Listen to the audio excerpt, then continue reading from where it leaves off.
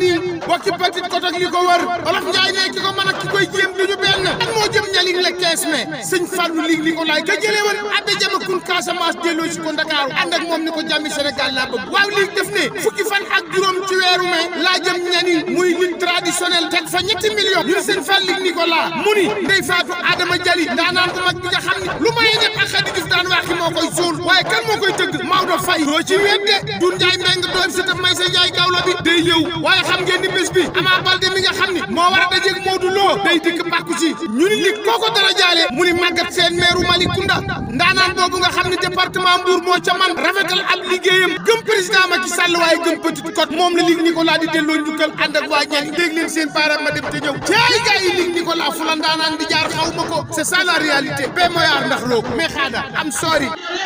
Coach Alouche, là au fait je vous fais intervenir parce que je sais que vous y connaissez vraiment en MMA et aussi en lutte sénégalaise parce que vous avez entraîné beaucoup de lutteurs. Pour vous, qu'est-ce qui n'a pas marché lors du dernier combat de Reug Reug? Bah moi j'ai une question. J'ai entendu dire qu'il faisait le Ramadan. Est-ce qu'il a fait le Ramadan ou il l'a pas fait le Ramadan? Je l'ai pris en interview. Il m'a confirmé avoir fait le Ramadan, sauf le jour du combat. Ouais, mais tu es un athlète de haut niveau. Déjà, quand tu es musulman, en termes de spiritualité, tu ne fais pas de combat, tu ne fais pas de violence. Tu dois, t'es un sportif de haut niveau. Donc, si tu décides d'avoir un combat, tu décales ton Ramadan. Donc, il y avait 15 jours. Les 15 jours, il les aurait rattrapés après. Parce que physiquement, ça le met pas bien physiquement, Reug Reug. Il fait le Ramadan, c'est compliqué avec les entraînements de jeûner. C'est très difficile pour le corps, pour la récupération, pour le mental. Tout à l'heure, tu parlais de pression. C'est une star au Sénégal. Il va dans un sport où il est très attendu. Donc déjà, il a une pression à porter. Si déjà, il se prive avec le jeûne, c'est difficile. Il est pas à 100%. Là, je suis sûr, au combat, il était à 40%. Rien qu'en termes physiologiques, en termes de puissance, en termes de force, on n'a pas vu le Reug Reug qui est à 100%. Il était à 40 ou 50%. Rien que sur l'histoire du Ramadan. En plus, son adversaire, là, ils lui ont mis un adversaire beaucoup plus fort. Mais avant ça, désolé de vous interrompre, coach, mais avant de parler de l'adversaire, on va s'arrêter un peu sur le plan du Ramadan. J'ai entendu un grand champion, même je peux dire le GOAT de l'UFC, Georges Saint-Pierre, le Canadien, dire qu'il fait beaucoup de jeûnes. Il jeûne beaucoup. Il jeûne beaucoup, donc ça le purifie. Il jeûne, mais il ne se prive pas d'eau. L'eau, le liquide. Moi, j'en fais des jeûnes. Je fais des jeûnes, je fais tout le temps des jeûnes, mais je bois. Là, tu es un sportif de haut niveau et tu fais des entraînements durs et tu réhydrates pas ton corps. Mais d'accord, si tu me fais un jeûne hydrique, mais Reug Reug, il a fait le jeûne du Ramadan, c'est-à-dire qu'il buvait pas pendant les entraînements. Tu vois ce que je veux dire, la journée? Comment il fait? Ok. Eh ouais, c'est pas pareil. Parce que moi, quand je m'entraînais aussi, je peux faire des jeûnes, mais si je bois de l'eau, ça va. Mais là, il boit pas. Il boit pas d'eau, il boit pas de jus, il boit rien. Donc, ça fait il met son corps en puissance, les entraînements, les sparring, il fatigue son corps. J'ai vu des entraînements où il pousse avec des exercices de préparation physique sous le soleil, plus les sparring en MMA. Il y a ton invité d'avant, là, qui est très bon, qui est un très bon combattant. Il le sait très bien. C'est compliqué. C'est pas les mêmes appuis qu'en lutte. Tu dois travailler le jiu-jitsu, tu dois travailler la boxe, tu dois travailler la boxe taille. C'est très épuisant physiquement. Alors, non seulement Reug Reug, il a la pression mentale parce que c'est une star au Sénégal, il doit aller dans un autre sport, dans des grandes réunions. Tout le monde l'attend. Tu te rends compte la pression? Et en plus, il fait le Ramadan. C'est pas facile pour lui. C'est pas facile pour Reug Reug. C'est pas facile. Tu comprends? Je comprends. Maintenant, on vient à l'adversaire. Là, si tu veux, ces 3 premiers adversaires, Reug Reug, comme c'était un nouveau sport, donc le but des promoteurs, c'était de le faire monter. Donc, c'était des adversaires pour qu'il prenne ses repères, pour qu'il apprenne son métier, c'est normal. Là, ils lui ont monté un adversaire qui était très physique, beaucoup plus physique que les autres, très technique en lutte, très déterminé et assez complet. Donc, il y a ça aussi. Mais moi, je pense que la base, l'adversaire était important. Mais la base, c'est ce qu'on a dit avant. C'est l'histoire du jeûne. La fatigue. On est dans un sport où la diététique, c'est important. La récupération, c'est important. La partie technique, c'est important. La partie physique, c'est important. Et l'aspect mental. Tu parlais de pression, tu as tout dit. La pression, on sait que tout le peuple sénégalais attendait beaucoup de Reug. C'est énorme, Ibrahima, c'est énorme. Tu vois, tout ça, ce que les gens ne comprennent pas, surtout dans la lutte sénégalaise avec Frappe, c'est que maintenant, les lutteurs sénégalais, eh ben, c'est des gens importants dans le sport, dans les sports de combat. Donc, la lutte sénégalaise doit se professionnaliser. On doit donner les moyens aux coachs sénégalais parce qu'il y a des coachs sénégalais qui sont très très forts, qui sont très très bons. Donc ils doivent être formés par le CNG. On doit leur donner les moyens. Le gouvernement, le ministère des Sports, il doit aider les coachs sénégalais. Il doit aider ces athlètes, leur donner les moyens. Et les Sénégalais, si on leur donne les moyens, eh ben ils peuvent être parmi les meilleurs dans la MMA. Mais c'est un travail sur le temps, sur 2 ans, sur 3 ans, sur 4 ans, sur 5 ans. Ok, je vois. Et côté technique, qu'est-ce qui n'a pas marché? Il y a plein de choses à travailler, hein. Il l'a dit avant. Il doit travailler sa boxe, il doit travailler sa boxe taille, il doit travailler son jiu-jitsu. Parce que lui, Reug, c'est un gros physique. Donc, il compte sur son physique et sur sa lutte. Ça suffit pas. En boxe, il a encore des choses à faire. La boxe que tu utilises en lutte avec frappe, c'est pas la même boxe que tu utilises en MMA. Donc, il doit travailler. Il est dans l'apprentissage, Reug. Il est dans un nouveau sport. C'est une star dans la lutte sénégalaise, mais c'est pas une star dans le MMA. Il apprend son métier. C'est normal. Donc, ça met du temps à apprendre des nouvelles techniques. Travailler la boxe adaptée au MMA, ça prend du temps. Travailler la boxe taille, ça prend du temps. La lutte avec frappe, il le fait depuis qu'il est jeune. Donc, il a la technique de la lutte simple, des mbapat.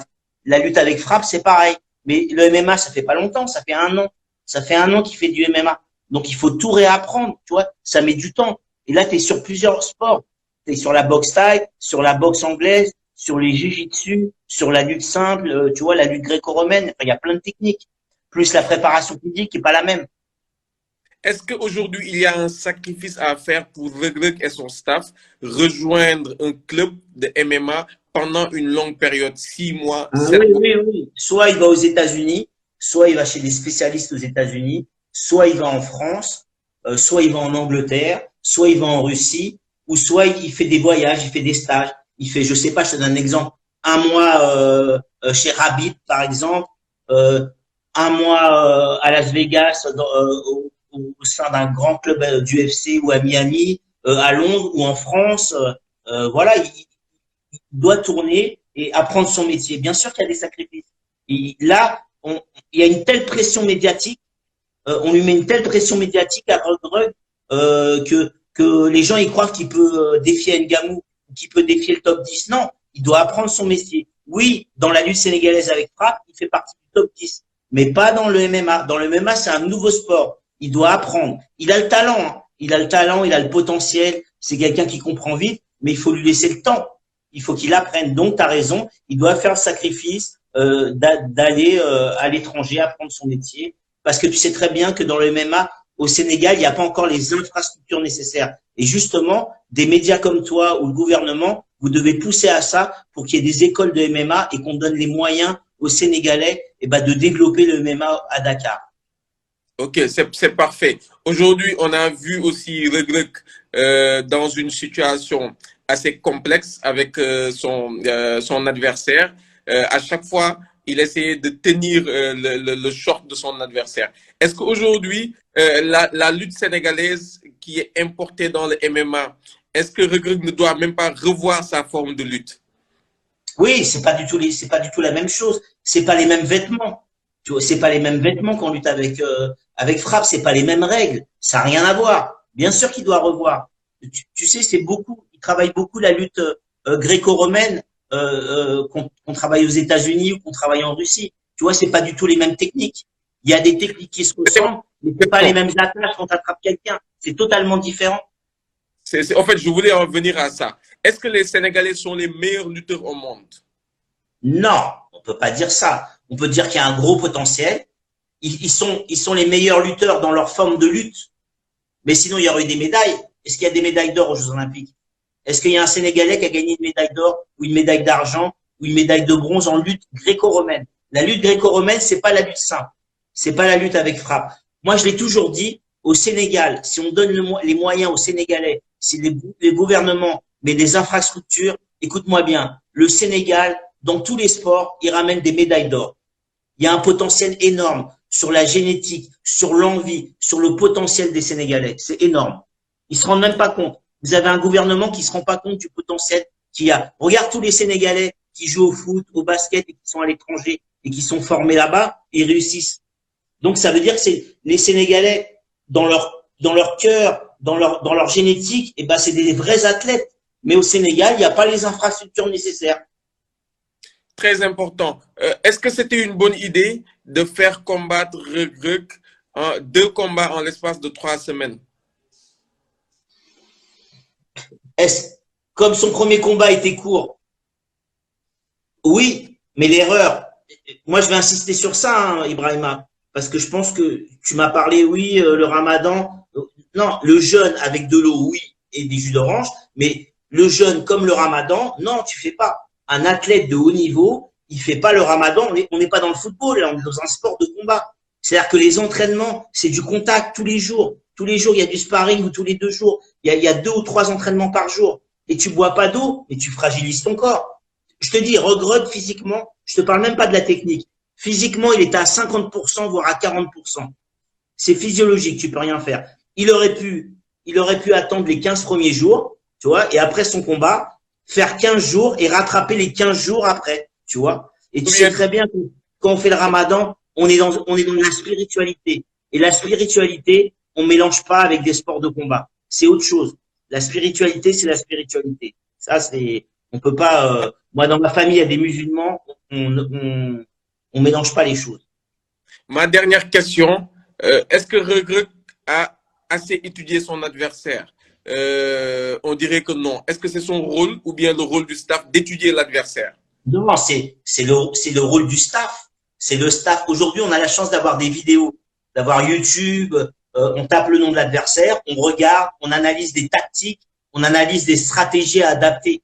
C'est les coachs ensemble qui visionnent les combats et qui parlent à Reug Reug. C'est-à-dire que quand tu as un sparring, eh ben, tu adaptes des tactiques par rapport à l'adversaire que tu refais à l'entraînement constamment.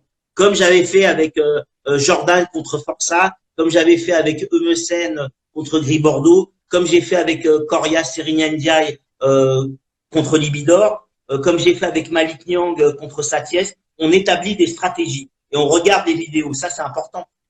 Est-ce que le lutteur ou bien le combattant de MMA participe à ce visionnage-là? Bien sûr. Tu as les coachs qui regardent ensemble, mais ils participent à ces visionnages parce que comme ça, tu t'expliques les choses, tu regardes, tu utilises le visuel qui est très important et après, tu fais une mise en place à l'entraînement tactique et stratégique.